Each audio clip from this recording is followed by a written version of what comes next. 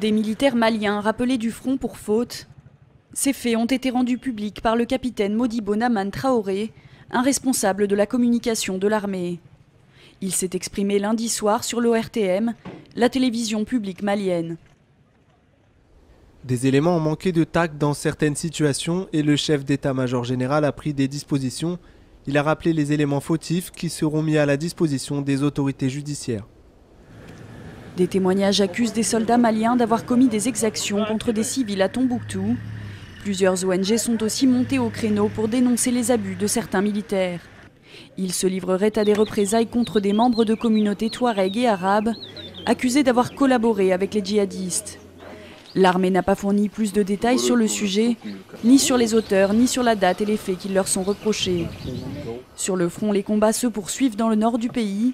Le ministre français de la Défense, Jean-Yves Le Drian, a estimé mardi qu'il y avait beaucoup de morts dans les rangs des terroristes.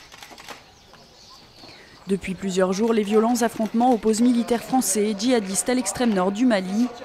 Beaucoup d'entre eux auraient trouvé refuge dans le massif des Ifoghas, selon l'armée. Commencée il y a 45 jours, l'opération Serval a coûté à la France plus de 100 millions d'euros selon les estimations du ministre. Les forces africaines sont censées prendre le relais dans l'extrême nord, mais elles manquent de moyens. Lundi, la communauté économique des États d'Afrique de l'Ouest a réclamé 950 millions de dollars à la communauté internationale pour financer une opération de longue haleine et renforcer ses troupes. Un montant 2 fois plus élevé que la somme promise. Pour le moment, les effectifs africains sont fixés à moins de 8000 hommes.